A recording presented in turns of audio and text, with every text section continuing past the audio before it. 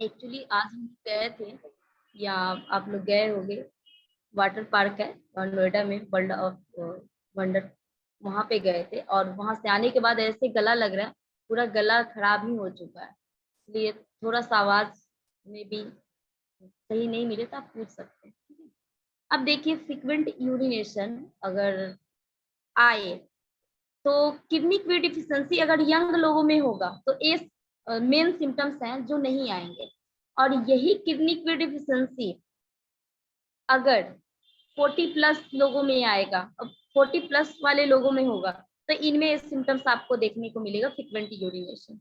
उसके बाद weakness in the back, back pain होना हमेशा, कमर में हमेशा दर्द रहेगा। और ज्यादातर अगर देखा जाए तो थोरैक्स रीजन में किडनी के नियर बाई ही होगा, उठने बैठने चलने में साथ में ये होगा। यंग लोगों को भी हो सकता है, ओल्ड लोगों को भी हो सकता है, ये दोनों लोगों को हो सकता है, वीकनेस इन द बैक। उसके बाद है लोअर बैक डिस्ट्रेस, यानी जो हमारा थोरैक्स एंडिंग और लंबर स्टार्टिंग, इन रीजन में ज्यादातर पेन होता है। और किसको होता है? किडनी वाले लोग को। और काफी जैसे चलने में, मूवमेंट करने में, अगर सोए हैं तो सोने अगर थोड़ा सा भी जैसे इस सुपाइन पोजीशन में लेटे हैं, थोड़ा सा भी अगर दूसरा पोजीशन लिए वैसे उनको पेन होने लगेगा। ये मेन सिम्टम्स हैं। जो फ्रीक्वेंट यूरिनेशन वाला है ये ओल्ड एज के भी लोगों को आएगा, और दूसरा यंग लोगों को ये नहीं आएगा, ओल्ड एज वाले को ही ज्यादातर आएंगे। अब बाकी जो सिम्टम्स हैं ये कॉमन यंग में भी आएगा, ओल्ड में भी आएगा, बच्चों में भी आएगा। तो ये हमारे कुछ मेन सिम्टम्स थे। उसके बाद नीचे और सारे भी सिम्टम्स दिए गए हैं, तो ये इतना हम नहीं देखेंगे, ये और सारे डिजीज में भी मिलते जुलते आते हैं। नेक्स्ट देखेंगे टंग डायग्नोसिस, ठीक है। अब टंग डायग्नोसिस किडनी की डिफिशियंसी वाले में एक्चुअली पीडीएफ में या तो मिस प्रिंटिंग है, जो आप लोगों में भी नहीं होगा, मेरे बुक में भी नहीं है, लेकिन मैं बता देती हूँ, ठीक है मैम। पेज नंबर बोलिए ना। हाँ, अगर किडनी की डिफिशियंसी हुआ तो टंग पे आप कैसे, टंग के द्वारा कैसे डायग्नोज कर सकते हैं? हाँ जी, गेट खुला हुआ है, आ जाइए। कौन है? एक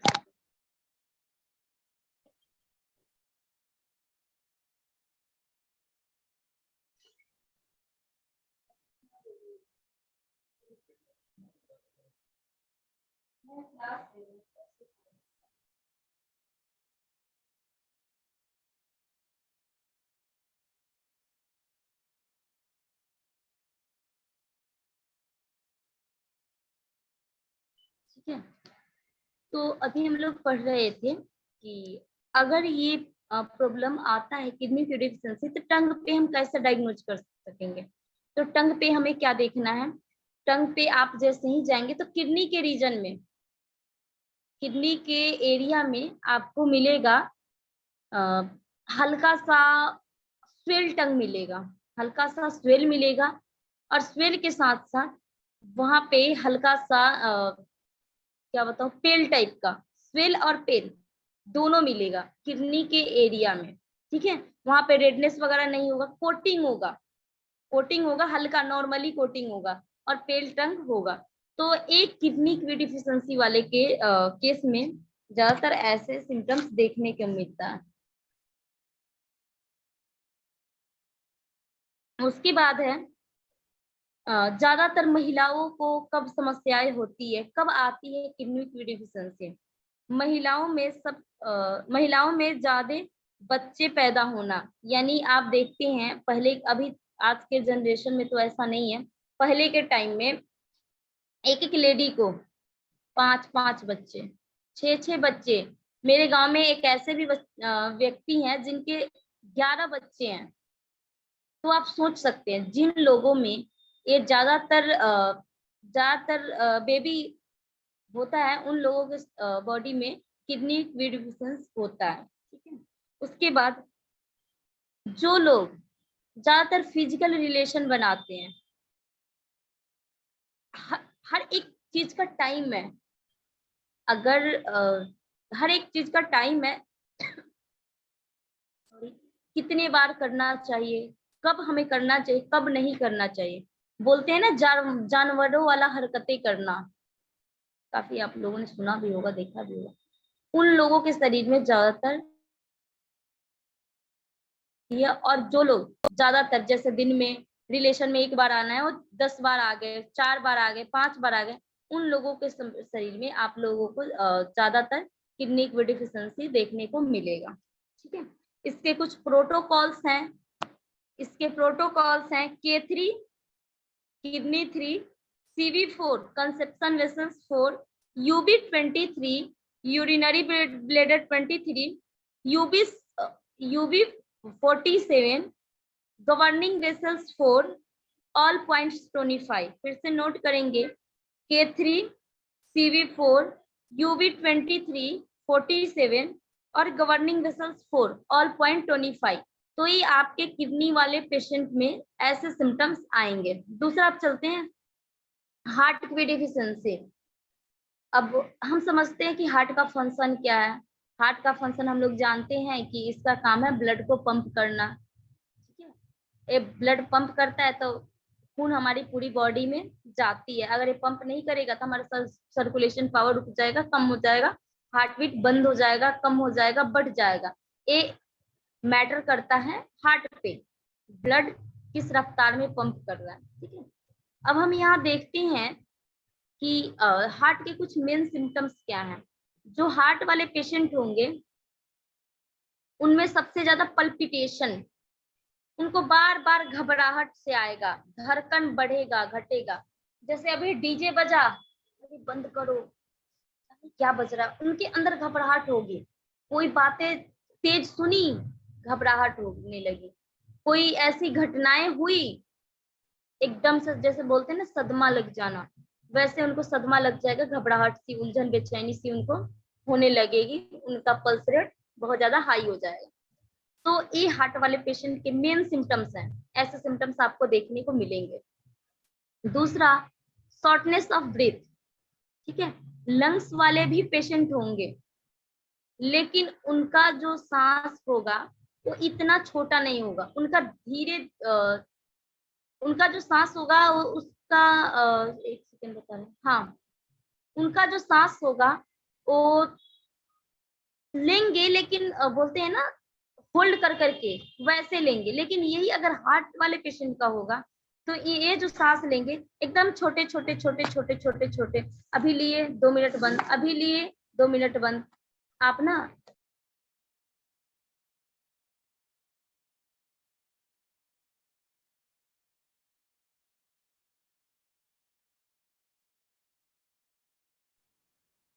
ठीक है, तो हार्ट वाले जो पेशेंट होंगे उनके जो सांस की गति होगी वो एकदम छोटा छोटा, जैसे 1 मिनट में 72 बार धड़कना चाहिए तो 1 मिनट में 76 बार धड़केगा। लेकिन वही अगर लंग्स वाले पेशेंट है तो उनके अंदर ये नहीं रहेगा। वो सांस लेंगे, उनका 72 बार अगर दिल धड़कना चाहिए तो उनका जो दिल है वो थोड़ा कम धड़के लगेगा। जैसे हम बोलते हैं ना कि प्राणायाम वगैरह करते हैं जो लोग, वो 1 मिनट में हम एक नाक बंद करके रोकते हैं ना, सांस सांस दोनों नाक बंद करके रोकते हैं कि हम कितना टाइम तक रोक सकते हैं। तो उनमें एक कैपेसिटी होती है अकॉर्डिंग टू हार्ट वाले पेशेंट के। हार्ट वाले पेशेंट एकदम उनका दिल एकदम तेजी तेजी से धड़केगा, लेकिन यही लंग्स वाले हैं तो उनका भी धड़केगा, लेकिन उनका जो सांस होगा वो धीरे धीरे इतना नहीं होगा। हाँ, आवाज जो होगी वो धीमी होगी, साए साए बोलेंगे। लेकिन हार्ट वाले पेशेंट होंगे वो उनका जो हार्ट बीट है वो शॉर्ट होगा, हार्ट बीट बढ़ा हुआ होगा और बोलेंगे, सांस धीरे धीरे लेंगे। और इनका मैं क्या बोल दी, हाँ ठीक है, ठीक है। और हार्ट बीट जब भी चेक करेंगे तो इनका बढ़ा हुआ, उसके बाद है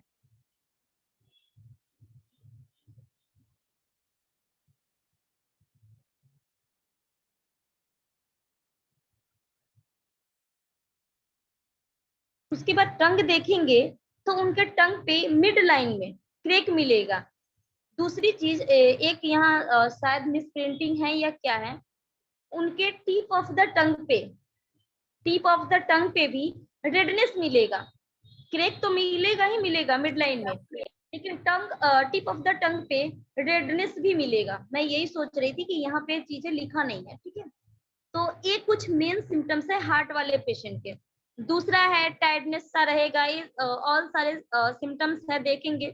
उसके बाद एक चीज और यहाँ दिया हुआ है, स्वेटिंग लंग्स वाले में भी होता है, लंग्स की डिफिशियंसी होगी तो भी स्वेटिंग होता है, और हार्ट वाले पेशेंट को भी स्वेटिंग होता है। अब दो चीज है, ये चीजें मैं थोड़ा सा क्लेरिफाई कर दूं। जो हार्ट वाले पेशेंट होंगे उनको स्वेटिंग कहाँ से स्टार्ट होगा, ज्यादातर चेस्ट रीजन से स्टार्ट होगा।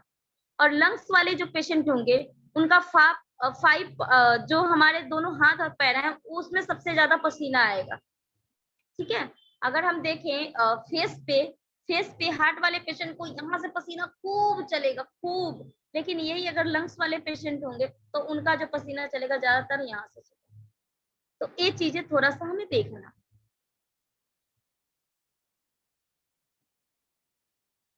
उसके बाद नीचे दिया गया है अपना टंग में भी यही दिया है, मिड लाइन क्रैक ऑन टंग, ठीक है। टंग के मिड लाइन में आपको क्रैक मिलेगा और स्वेलिंग भी मिलेगा, swelling in each side of it. Swelling आपको किस साइड में मिलेगा, टंग टिप ऑफ द टंग पे भी मिलेगा, यानी टंग का जो एरिया है वहां पे भी स्वेलिंग मिलेगा, ठीक है। कम से कम काफी पेशेंट को हम लोगों ने देखा है। लेकिन स्वेलिंग किस केस में मिलता है, हार्ट की डिफिशियंसी अगर ज्यादातर बच्चों में हो तो आपको स्वेलिंग देखने को नहीं मिलेगा। जो टंग है वो बोलते हैं ना टंग का रूप बदल जाना, वहां पे आपको जो टंग दिखेगा फर्स्ट टंग दिखेगा। बच्चों में ज्यादातर टिप ऑफ द टंग पे स्वेलिंग नहीं मिलता, टंग के एरिया में इतना स्वेलिंग नहीं मिलेगा। वही अगर थोड़ा सा यंग लोगों पे देखें तो यंग लोगों पे भी मिलता है लेकिन माइल्ड मिलेगा। और वही थोड़ा सा ओल्ड वाले लोगों पे देखेंगे तो बहुत बढ़िया से एकदम रेड टंग मिलेगा और स्वेलिंग भी मिलेगा। अगर ज्यादा हार्ट की डिफिशियंसी होगी तो येलो कोटिंग भी आपको मिलेगा, ठीक है। उसके बाद नीचे है रीजन। अब हार्ट की डिफिशियंसी होने का बहुत सारा रीजन हो सकता है, एक रीजन नहीं है, ठीक है। शरीर में कहीं से भी ज्यादा रक्त निकल जाए तो, अब बॉडी से कहीं से भी अगर ब्लड ज्यादा निकल जाए तो हार्ट की डिफिशियंसी हो जाएगा। क्यों, क्योंकि जब शरीर से ब्लड निकल ही जाएगा तो हार्ट की ऊर्जा तो ऑटोमेटिक कम हो ही जाएगी, ठीक है। दूसरा, सैडनेस के कारण, अब कोई व्यक्ति ज्यादातर अगर उदास रहेगा तो भी यहाँ पे हार्ट की डिफिशियंसी हो जाता है। लेकिन यहाँ पे एक और कारण होगा, शरीर से ज्यादा ब्लड निकल जाना हार्ट की डिफिशियंसी। दूसरा, हम ज्यादातर सैड रहते हैं तो भी हार्ट की डिफिशियंसी होता है। और एक और रीजन है हार्ट की डिफिशियंसी होने का, हार्ट की एक्सेस थिंकिंग, डीप थिंकिंग के कारण भी हार्ट की डिफिशियंसी होता है। अगर हम किसी चीज को, जैसे मेरा पेपर है, कितने जून को है, 4 जून को है पेपर। अब 4 जून का पेपर है और मैं बहुत टेंशन में हूँ, मुझे पढ़ना है, पेपर भी देना है, पता नहीं क्या होगा क्या नहीं होगा, एकदम जाऊंगी कि कैसे सवाल, मतलब डीप थिंकिंग, जितना गहराई तक खूब सोच रहे हैं, तो इसके वजह से भी आपको ये समस्याएं हो जाएंगी। उसके बाद इसके कुछ प्रोटोकॉल्स हैं, प्रोटोकॉल्स आप लोग को बता दूं। H5 हार्ट का 5 number point, H5 P6, H5 P6 CV6, H5 P6 CV6 CV17, CV17, उसके बाद UB15, H5 P6 CV6 CV17 UB15 और ऑल पॉइंट्स 25, ठीक है। अब हम चलते हैं पेरिकार्डियम की। पेरिकार्डियम को हम ब्रेन के भी नाम से जानते हैं, ठीक है।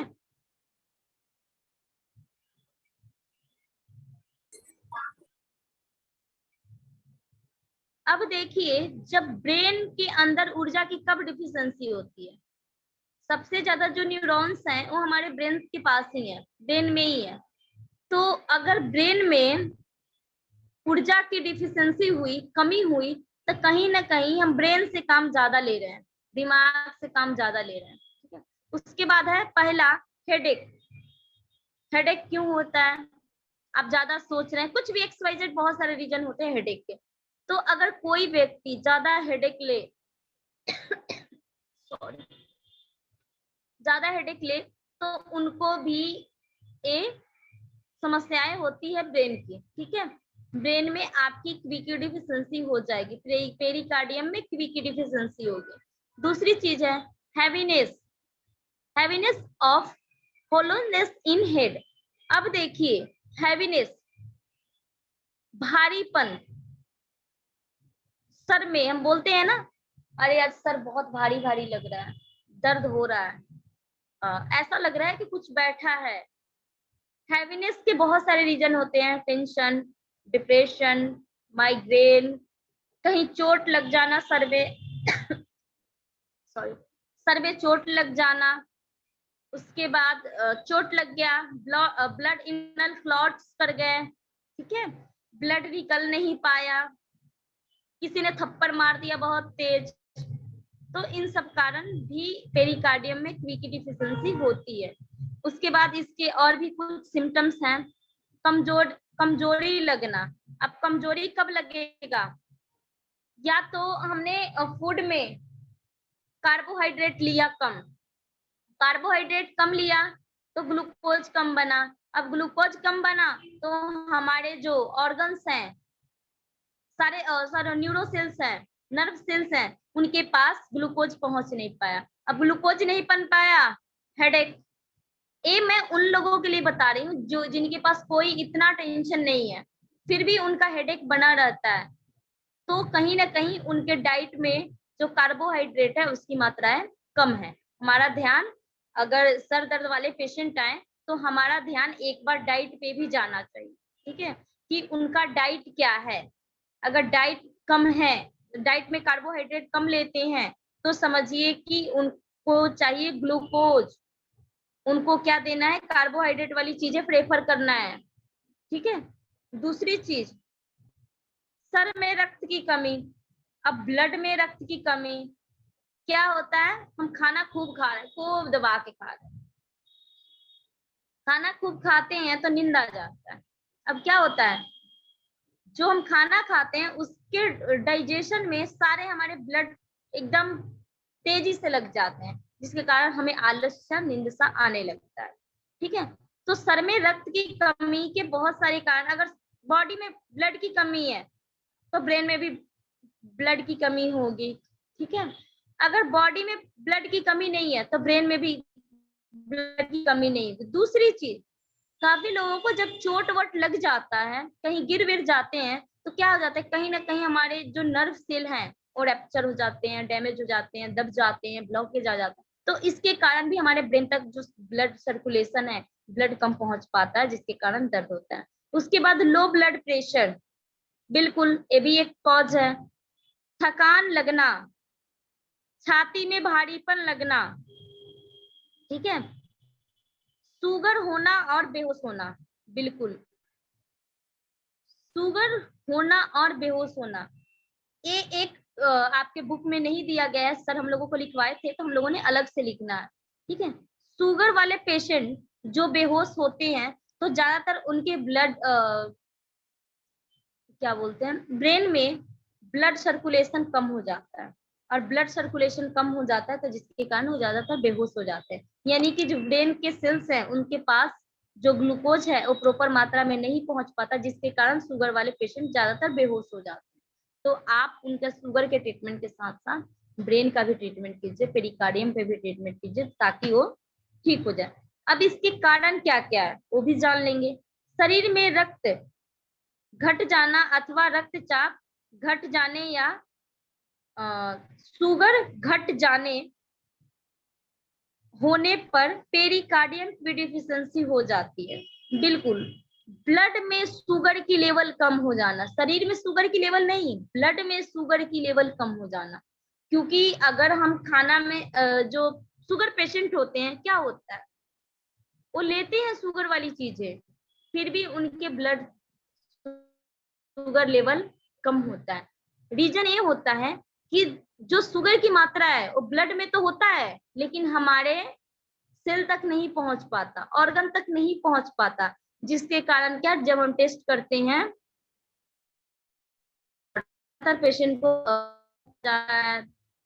दर्द होता है, हाथ झंझनाहट रहता है, इसका एक ए रीजन है। ठीक है, उसके बाद इसके कुछ पॉइंट्स हैं, इस पॉइंट्स के अलावा एक दो पॉइंट्स आपको अलग से भी देने होंगे। शुगर वाले पेशेंट को देखना होगा कंडीशन, कौन सा शुगर है। ठीक है, फिर पॉइंट्स है P6 pericardium 6, governing vessels 25 26, P6 governing vessels 25 26, liver 2 3, kidney के 3 के 7, स्प्लीन 4 और SP6 और गॉल ब्लेडर 41, SP6 और gall bladder 41 all points tonify करेंगे।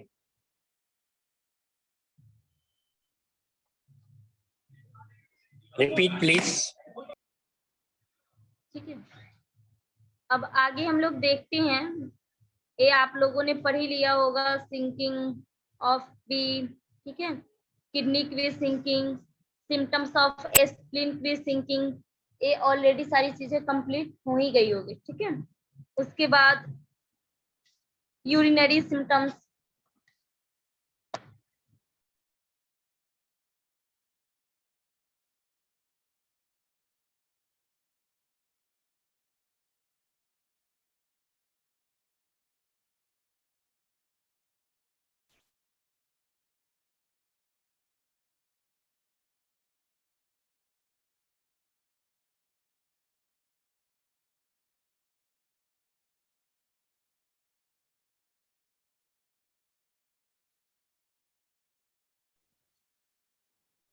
ठीक है, उसके बाद यहाँ कुछ सिम्टम्स दिए हुए हैं, सेक्सुअल सिम्टम्स मेल के अंदर। उसके बाद empty heat raising due to kidney yin deficiency, जो चीजें मुझे लगेगा वो चीजें मैं एक बार बता दूंगी। कोलैप्स ऑफ क्वी, हाँ, इस चीज को थोड़ा सा आप लोग देख लीजिए, क्वी कोलैप्स 3 नंबर। ठीक है, कोलैप्स ऑफ क्वी, जब किसी ऑर्गन में क्वी 50% से या इससे अधिक कम हो जाए, मैं एक ले लेती हूँ, तुम ले लो। जब किसी ऑर्गन में क्वी 50% से या इससे अधिक कम हो जाए तो उसे कोलैप्स ऑफ क्वी कहते हैं। अब देखिए, हम लोगों ने पिछले क्लास में पढ़ा कि क्वी कोलैप्स कौन कौन से ऑर्गन में ज्यादातर होती है। तो ज्यादातर हमें क्वी का कोलैप्स देखने को मिलता है हार्ट में। ठीक है, हार्ट भी था और एक और कोई ऑर्गन था, शायद किडनी था या स्प्लीन था, याद है आप लोगों Large को? intestine. Large intestine. Sorry, Large intestine. आवाज नहीं आ रहा आप लोगों का मेरे पास। Hello, Large intestine. LI. Large intestine. एक मिनट बताती हूँ, आवाज नहीं मिल रहा, या तो मैं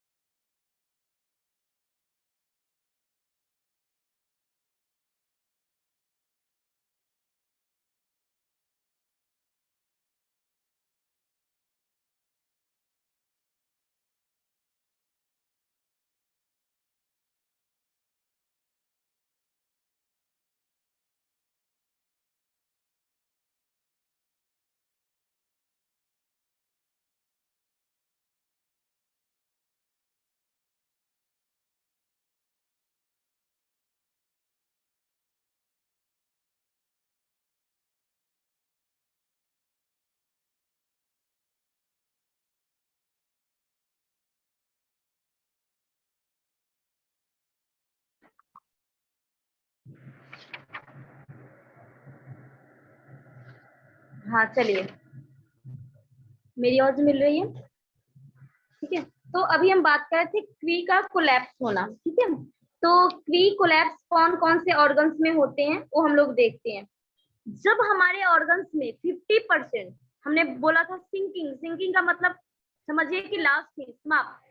लेकिन कोलैप्स में क्या होता है, चांस होते हैं, हम बोलते हैं ना हार्ट अटैक आ गया, लेके गए और व्यक्ति का बाईपास सर्जरी हो गया, ठीक है, पेज मेकर लग गया और पेशेंट जो है बच गया। ठीक है, और तो इसमें क्या होता है, हार्ट हमारे कोलैप्स हो जाते हैं।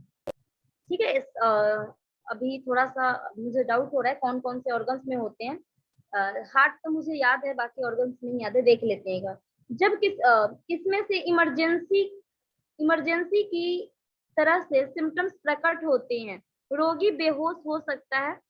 इसमें सबसे पहले रोगी को पसीना रोकना चाहिए, अगर पसीना ना रुके तो रक्त की कमी हो जाती है और यह डिफिशियंसी, क्वी की डिफिशियंसी हो जाती है। कोलैप्स ऑफ क्वी दो प्रकार के होते हैं, हार्ट इन कोलैप्स और लार्ज इंटेस्टाइन क्वी कोलैप्स। बिल्कुल, अब देखिए हार्ट क्वी कोलैप्स जब होते हैं और लंग्स क्वी की कोलैप्स को तो मैंने नहीं देखा है और ना ही सुना भी है, लेकिन हार्ट क्वी कोलैप्स का हमने सुना है। ठीक है, एक्चुअली हमारे एक टीचर थे, टीचर के साथ ही ये घटनाएं हुआ था हमारे। ठीक है, जो हम लोग को एक प्रेशर पढ़ाते थे, आते थे कॉलेज में पढ़ाने, और उन्होंने अपने आप को बचा लिया, उनके द्वारा ही बताई गई, क्योंकि ऐसे तो पेशेंट मुझे नहीं मिले। ऐसे पेशेंट ज्यादातर आपको फैमिली मेंबर्स के ही मिलेंगे या नेबर्स वगैरह, आप कहीं काम कर रहे हैं। ज्यादातर लोग जब हार्ट की कोलैप्स करते हैं तो ऐसा आपको फील होगा, उन्होंने जैसा हम लोगों को बताया कि कोई चीज ऊपर से नीचे गिर रहा है, कोई चीज जैसे एक छत से कोई चीज फेंकते हैं, सेम आपको ऐसा फील होगा कि कोई चीज ऊपर से नीचे गिर रहा है और घबराहट सी फील होगी, पसीना बहुत तेजी से आएगा। हार्ट अटैक भी आता है तो आप लोग देखते होंगे कि चेस्ट रीजन में पसीना आएगा और बैक साइड में एकदम तेजी से पसीना आएगा, ऐसे लगेगा कि कोई मग से पानी आपके ऊपर डाला है। तो जब हार्ट भी कोलैप्स करता है तो ऐसे सिम्टम्स आएंगे, ऐसे लगेगा कि आपके शरीर से कुछ निकल रहा है, ऊपर से नीचे गिर रहा है। ये हो गया हार्ट भी कोलैप्स। और एलआई का भी ऐसा ही होता होगा, क्योंकि हम आगे पढ़ेंगे। इस टाइप के मुझे पेशेंट मिले भी नहीं है, कोई हमें इतना, जो बुक में है वही सभी लोग बताए हैं, लेकिन एक्सपेरिमेंट करके कोई नहीं बताया। ठीक है, तो हार्ट क्वी तो समझ में आ गया। तो हमें सबसे पहले क्या करना है, पसीना रोकना है। पसीना हम कैसे रोकेंगे, पेशेंट को बचाना भी है। अगर हार्ट क्वी कोलैप्स कर गया तो पेशेंट 50-50 चांस होता है, जा भी सकता है, आ भी सकता है। अगर आप सही टाइम पे बचा लिए तो आ गया, नहीं तो चला गया, तो हमें देखना होता है। ठीक है, अब देखते हैं heart young collapse. Heart young deficiency बहुत ज्यादा बढ़ जाती है तो हार्ट यंग कोलैप्स हो जाता है। इसमें ऑक्सीजन की कमी के कारण रोगी के होठ नीले पड़ जाते हैं, बहुत जोर का पसीना आता है और कभी कभी रोगी कोमा में भी चला जाता है, हाथ पैर ठंडे हो जाते हैं, धड़कन बढ़ जाती है, सांसें कमजोर एवं छिलछिली हो जाती है, रोगी की जीभ छोटी हो जाती है और रोगी उसे बाहर नहीं कर पाता है। एक चीज है इसमें नोट करने लायक है, आप लोगों को याद रखना है, हार्ट क्विक कोलैप्स करेगा तो जो पेशेंट होगा ना, उसका जो टंग है उसका साइज छोटा हो जाता है, साइज छोटा हो जाएगा और टंग बाहर नहीं निकाल पाएगा, बेहोश तो हो ही जाएगा, उनकी धड़कनें बंद क्या कम हो जाएगी, होठ नीला पड़ जाएगा। यानी कि लास्ट कंडीशन इंसान का जब आखिरी सांस होता है तो आखिरी सांस पे जो कंडीशन आते हैं वैसे ही कंडीशन हार्ट क्विक कोलैप्स वाले पे भी आते हैं। हाथ पैर ठंडे हो जाएंगे, होठ नीले पड़ जाएंगे, पेशेंट बेहोश हो जाएगा। तो आप पेशेंट को कैसे पहचानेंगे, कैसे डायग्नोज कर पाएंगे कि ये हार्ट क्विक कोलैप्स है। ठीक है, और हार्ट क्विक कोलैप्स ऐसे नहीं होता, किसी चीज का पहले फंक्शन डिस्टर्ब होता है, हार्ट यंग डेफिशिएंसी होता है। अगर heart young deficiency long time तक चलते रहे, हम ध्यान नहीं दिए, हम बोलते हैं ना हम इतने बिजी हो जाते हैं, बच्चों का देख रेख, मतलब एक रिस्पॉन्सिबिलिटी आ जाती है, रिस्पॉन्सिबिलिटी आने के कारण हम अपने पे ध्यान नहीं देते, और जब heart young deficiency long time तक चलते रहे और हम उसको थोड़ा सा भी ध्यान नहीं दिए तो क्या हो जाता है, हार्ट कोलैप्स कर जाता है। और जब कोलैप्स करता है तो बहुत कम ही लोग बच पाते हैं, बहुत कम लोग। अगर टाइम पे सारी चीजें हो गई तो बच गए, नहीं तो चले गए। तो अपने पास कुछ पॉइंट्स हैं, देखिए हार्ट भी कोलैप्स होगा तो क्या करेंगे हम लोग, कैसे पहले पेशेंट को बचा सकते हैं। तो इतने सारे पॉइंट्स तो हम लगाने जाएंगे नहीं, इतना टाइम तो आपको देगा नहीं। हाँ, हार्ट यंग डेफिशिएंसी है तो आपके पास टाइम है, आप अपने सॉरी अपने आप को ठीक कर सकते हैं। लेकिन अगर हार्ट कोलैप्स कर गया तो आपके पास मेडिकल साइंस का ही आपको हेल्प लेना पड़ेगा। आप अल्टरनेटिव मेडिकल साइंस से अगर चाहें कि 100% क्योर कर पाए तो नहीं कर पाए। आप इतना जरूर कर सकते हैं कि पेशेंट को हॉस्पिटल ले जाने तक बचा सकते हैं, और उसके बाद हॉस्पिटल जाए, जो वहाँ का हॉस्पिटल जाए, ऑक्सीजन उनको लगाना पड़ेगा, ठीक है, आईसीयू में एडमिट करना पड़ेगा। उसके बाद आप घर लाए और घर लाके फिर अपना ट्रीटमेंट स्टार्ट करें, धीरे धीरे मेडिसिन बंद कर। तो आपको अगर किसी भी पेशेंट को हार्ट यंग डेफिशिएंसी के सिम्टम्स आते हैं तो आपको ध्यान देने होंगे, उसको पॉइंट्स आप पहले से लगाना स्टार्ट कर दीजिए, कभी हार्ट भी कोलैप्स नहीं करेगा। और नहीं तो ये सारे आपको दिक्कत हो सकती है। इसमें पॉइंट्स दिया गया है, लेकिन हार्ट भी कोलैप्स के बाद भी आप ये पॉइंट्स अप्लाई करेंगे। और जब हार्ट भी कोलैप्स होगा तो आप सभी लोगों को पता है, लेफ्ट हैंड के जो स्मॉल फिंगर है, स्मॉल फिंगर में आपको क्या करना है, दांत से कट लगाना है। और किस साइड कट लगाना है, H9 किधर आता है, कोई बताएगा? H9 का लोकेशन कहाँ पे है, कोई भी बता दे। Finger ring finger side. Ring finger. तो आपको कट किधर लगाना है, रिंग फिंगर के साइड ही लगाना है, ठीक है।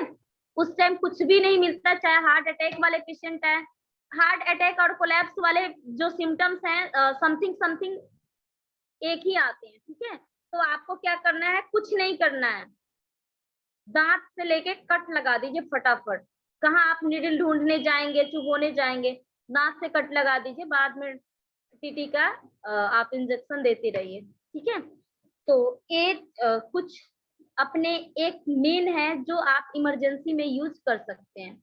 दूसरी चीज, कोलैप्स के बाद अब आपको हॉस्पिटल 100% ले जाना ही होगा, क्योंकि आप घर पे पेशेंट को क्योर मैम जो कानी छोटी उंगली को जो कट करेंगे तो ज्यादा वो जोर से दबाना है, या मतलब एक निडल ले करके करेंगे, इतना कट करना है कि यहाँ से ब्लीडिंग स्टार्ट हो जाए। ब्लीडिंग स्टार्ट हो जाएगा तब तक आप पेशेंट को हॉस्पिटल लेके जा सकते हैं। अगर आपने कट नहीं किया, अगर उसका किस्मत अच्छा है, अभी कोलैप्स होना स्टार्ट ही हुआ है, हॉस्पिटल पास में, ट्रैफिक आपको नहीं मिला, सारी सुविधा पहुंच गया, लेकिन टाइम लगा, तो उतना कट नहीं होगा, वो निडल ही चुभोना पड़ेगा ना। क्या मैम? ब्लड निकालने के लिए उसमें जो ब्लड निकालेंगे तो दांत से तो हम लोग कट नहीं कर सकते, दांत तो वो तो काफी ज्यादा उसको चोट लगेगा, तो निडल हम लोग यूज कर सकते हैं ना, सुई। देखिए दांत से नहीं कट हो पाएगा। आप कर सकते हैं, लेकिन जब पता है ना, जब कुछ भी अचानक घटनाएं घटती है तो इंसान का एक तो दिमाग नहीं चलता और इतना ध्यान नहीं रहता कि नीडल कहाँ है, हम ढूंढने जाएं, समझ रहे हो ना। उसके बाद अगर नीडल सही है तो ठीक है, अगर उसमें जंक वगैरह लगा हो तो वो और नुकसान करेगा। एटलीस्ट उससे तो अच्छा है ना दांत, आपको ढूंढने कहीं नहीं जाना है, आप ऐसे जगह पे हो जहाँ पे नीडल मिले ना, ढूंढने के चक्कर में पता चला रोगी पहले ही खत्म हो गया। हाँ, तो हाँ, आप अगर सही कर सकते हैं, कोई दिक्कत नहीं है। दांत से कट ऐसा कीजिए कि वहां से ब्लीडिंग स्टार्ट हो जाए, ठीक है, बस इतना ही करना है और कुछ नहीं करना। उसके बाद आप हॉस्पिटल ले जाइए, हॉस्पिटल से लाने के बाद ऐसे ही होश में आ जाएगा, जैसे दांत से काटेंगे वो ऐसे ही डर से होश में आ जाएगा। होश में पेशेंट पूरा नहीं आएगा, हार्ट कोलैप्स हो रहा है 100%, उसकी ऊर्जाएं खत्म होने वाली है, और आपने जैसे ही कट किया उसको थोड़ा सा राहत मिला, यानी कि 50% आदमी डेड हो गया, 50% उसकी बॉडी काम करना कम कर दी, और जैसे ही आपने कट लगाया तो उससे इतना आपको इंसान टाइम दे देगा कि आप हॉस्पिटल तक चले जाएं, बस बिल्कुल उठ के बैठ नहीं जाएगा। Okay ma'am, okay. झूठ आपको मैं बताऊं कि हाँ उठ के बैठ जाएगा, जो हमने देखा है सुना है वही हम बताएंगे आपको, ठीक है। अब उसके बाद अगर हॉस्पिटल से पेशेंट आता है तो ध्यान रखना है, हमें मैग्नेट नहीं लगा। इमरजेंसी में आप जाएंगे, कंडीशन देखेगा, अगर ठीक कंडीशन है तो आपको थोड़ी देर में डिस्चार्ज कर देगा, नहीं तो आपको 24 आवर्स भी रख सकता है और भी डेज बढ़ा सकता है। तो उसके बाद हमें क्या ट्रीटमेंट देना है वो कुछ पॉइंट्स है। T6 पेरिकार्डियम का 6 number point, CV4 conception vessels 4, conception vessels 6, conception vessels 8, governing vessels 4, ST36 stomach का 36 number point, UV15 urinary bladder का 15 नंबर पॉइंट, उसके बाद UV23 गवर्निंग वेसल्स 14 और गवर्निंग वेसल्स 20। जिस सीक्वेंस में पॉइंट है उसी सीक्वेंस में लगाएं, और आपको लगाने हैं मेथी सीड्स। आपको यहाँ पे मैग्नेट्स नहीं लगाने हैं। अगर हार्ट कोलैप्स कर गया उसके बाद हॉस्पिटल से पेशेंट आ रहा है तो अगर आप क्योर करने के लिए लगा रहे हैं तो यहाँ पे मेथी सीड्स लगाएं, ठीक है। उसके बाद अब देखते हैं लार्ज इंटेस्टाइन कोलैप्स, ठीक है। लार्ज इंटेस्टाइन कोलैप्स होता है तो इसके क्या मेन सिम्टम्स आते हैं। स्प्लीन, स्टमक, स्मॉल इंटेस्टाइन और लार्ज इंटेस्टाइन यानी पूरे गैस्ट्रो इंटेस्टाइनल ट्रैक में जब क्वी सिंकिंग हो जाती है तो इसके बाद लार्ज इंटेस्टाइन क्वी कोलैप्स कर जाती है, गुर्दा बाहर निकल आती है, बवासीर हो जाते हैं, रोगी को पुराना डायरिया हो जाता है, शौच के बाद बहुत थकान कमजोरी लगती है, हाथ पैर ठंडे हो जाते हैं, भूख बंद हो जाती है, रोगी गर्म पेय पीना चाहता है, रोगी पेट की मालिश करवाना चाहता है। अब देखिए लार्ज इंटेस्टाइन कोलैप्स कब करती है, जब इसके फंक्शन काफी लॉन्ग टाइम से डिस्टर्ब हो, यानी बहुत पुराना कॉन्स्टिपेशन है, आपने ध्यान कभी नहीं दिया, ठीक है चल रहा है चलने दो। और ये ज्यादातर लार्ज इंटेस्टाइन हार्ट वाला जो है ये हार्ट कोलैप्स किसी भी उम्र में हो सकता है, लेकिन एलाई कोलैप्स ज्यादातर आपको मतलब 40+ ही लोगों में मिलेंगे, ठीक है। ये ज्यादातर कॉन्स्टिपेशन का शिकार, जिनका डाइजेशन ठीक नहीं है, खाने में खिचखिच करते हैं, यानी वही चीजें खाएंगे पसंद के, यानी हम हर इंसान को हर एक चीज खाना चाहिए, आपका पसंद वाला हो या ना हो, क्योंकि हर एक सब्जी इसलिए बनाई गई है आपके सेहत के अनुसार। और हम क्या करते हैं, आलू खाएंगे भिंडी नहीं खाएंगे, ठीक है। उसके बाद ज्यादातर बच्चों में होता है, और काफी अब तो एक ट्रेंड चला है कि काफी यंग लोग भी इन सब चीजों को जो सिटी में अवॉइड करते हैं, अरे नहीं ये ठीक नहीं है, बीन्स नहीं अच्छा लगता, चलो आज पनीर खाते हैं। मतलब जो हमें ग्रीन वेजिटेबल्स लेनी चाहिए वो हम बहुत ज्यादा कम, राजमा छोला मतलब XYZ हम ज्यादा पसंद करते हैं। उसके बाद ज्यादा हम बाहर का खाना खा रहे हैं, बाहर का खाना खाएं तो आपको हरी सब्जी तो डेली मिलेगी नहीं, बाहर में तो बाहर जैसे खाने मिलेंगे। उन लोगों के अंदर ज्यादातर एलाई की डिफिशियंसी यानी एलाई कोलैप्स होते हैं, अगर कॉन्स्टिपेशन लॉन्ग टाइम से चला, आपने ध्यान नहीं दिया। दूसरा, पुराना बवासीर हुआ, बॉडी से ब्लड निकल रहा है, स्टूल के रास्ते मांस निकल रहा है, यानी बहुत भयंकर वाला वो हुआ, क्या बोलते हैं, बवासीर है, ठीक है। ऑर्गन्स प्रोलैप्स कर रहे हैं लेकिन हमें ध्यान नहीं है, ठीक है। तो इसमें ज्यादातर रूट कॉज जो होता है हमारा डाइजेशन होता है। हमारा अगर डाइजेशन ठीक है तो आपकी कभी एलाई कोलैप्स नहीं करेंगे, और ज्यादातर एलाई कोलैप्स बूढ़े लोगों में करते हैं, 45, 60, 70, 80+ लोगों में ज्यादातर ए कोलैप्स करते हैं, यंग लोगों में बहुत ही कम। लेकिन अगर ए आपका डाइजेशन ठीक नहीं रहा, आप ज्यादातर बाहर की चीजें खाना पसंद करेंगे, फास्ट फूड वगैरह हो गया, जो भी हो गया, जंक फूड हो गया, और आप जो हमें खाना चाहिए ग्रीन वेजिटेबल, साग वाग, साग तो काफी लोग छूते भी नहीं। मेरे पास पेशेंट आएंगे, बोलेंगे मैडम हमने चेक करवाया था विटामिन की कमी है, आप कुछ गोली दे दो। गोली दे दो, लेकिन वो सब्जी नहीं। साग खाते हो? नहीं, साग पसंद है। साग खाएंगे काले हो जाएंगे। ऐसे मेरे पास पेशेंट आते हैं कि साग खाएंगे तो काले हो जाएंगे, उन्हें साग का गुण ही नहीं पता। तो उन लोगों के अंदर ज्यादातर क्या होगा, एलआई का ऊर्जा कम होगा, और एलआई के पास ऊर्जा जब कम होगी तो क्या हम स्टूल पास कर पाएंगे, फ्रेश आउट सही से होंगे? जब ताकत होगा तभी तो चीजें बाहर निकलेगी, और चीजें ताकत ही नहीं होगा एलआई के पास तो बाहर कैसे निकलेगी? बाहर निकलेगी ही नहीं। अब टंकी भरे जा रहे हैं, भरे जा रहे हैं, भरे जा रहे हैं, एक ही बार टंकी बहुत भर गया, अब ज्यादा भरेगा, ओवरलोड होगा, तो थोड़ा थोड़ा तो शरीर से बाहर निकलेगा ही, तो थोड़ा थोड़ा निकलता है। अब उसके साथ क्या होता है, ब्लड आ जाता है।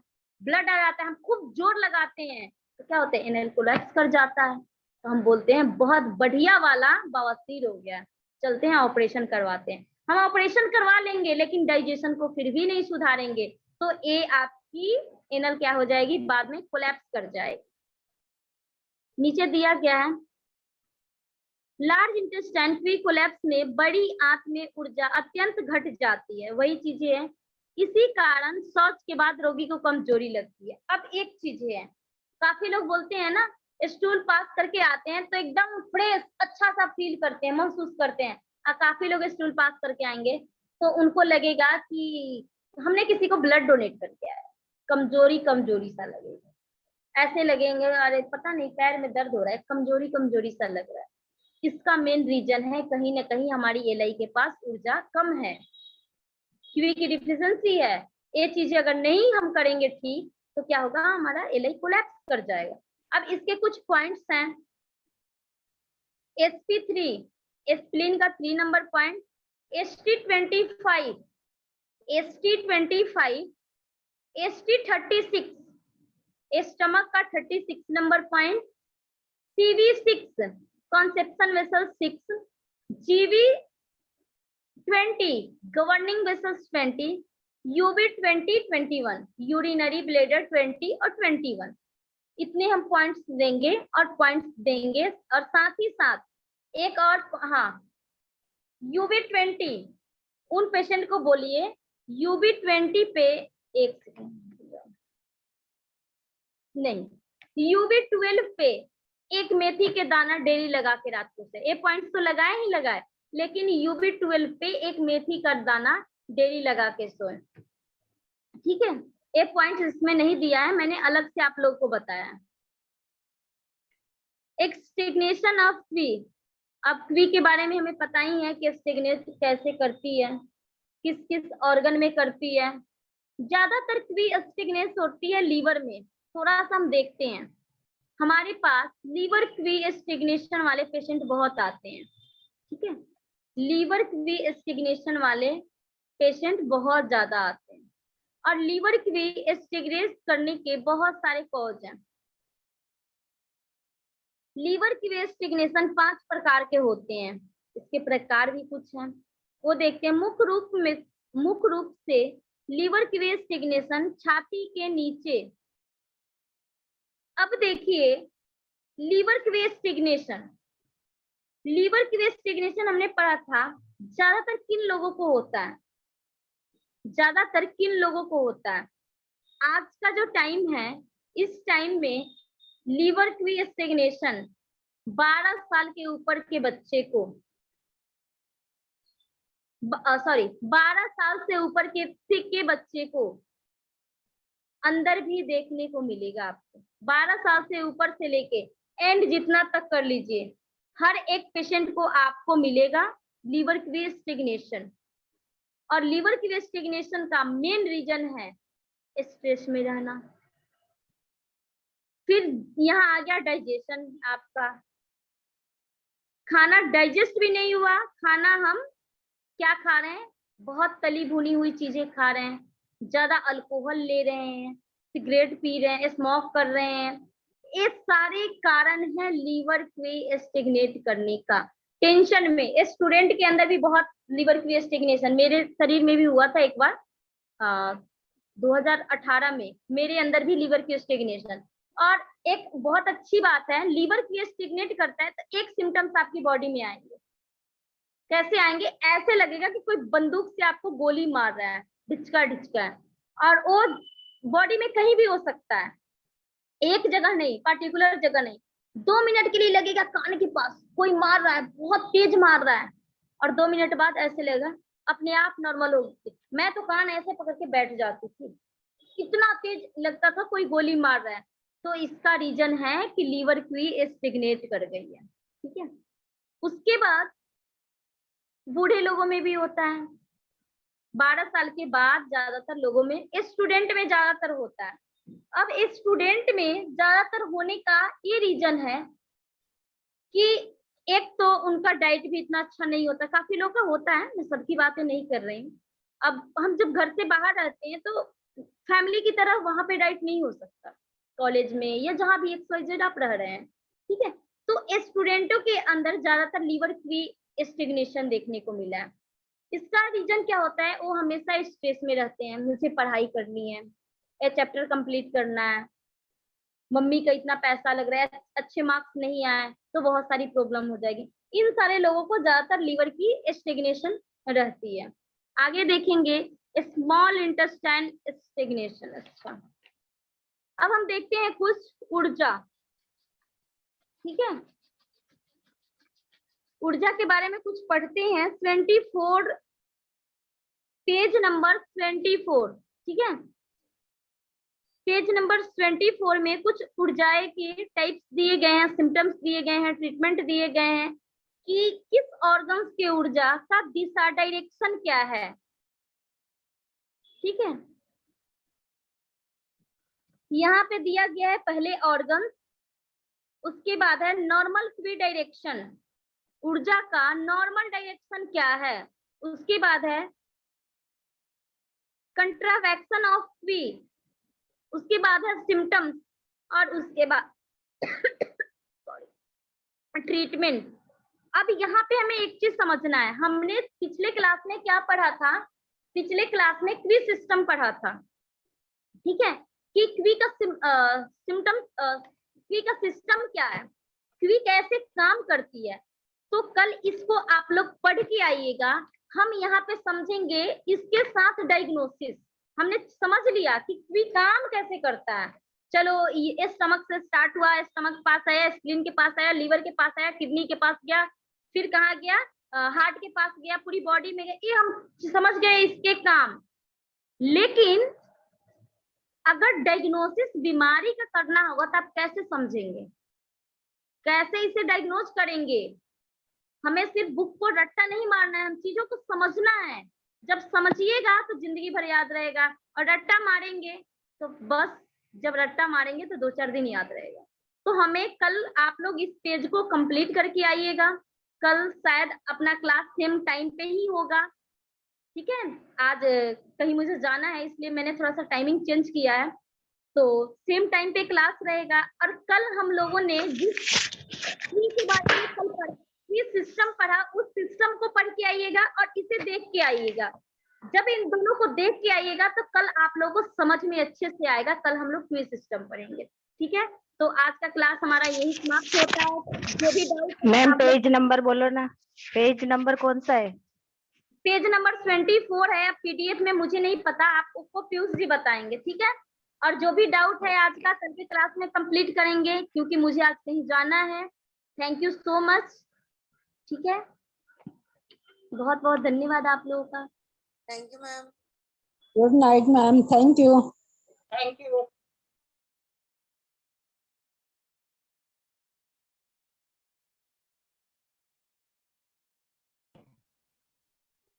चलिए, जय श्री कृष्ण। आज का क्लास यही था।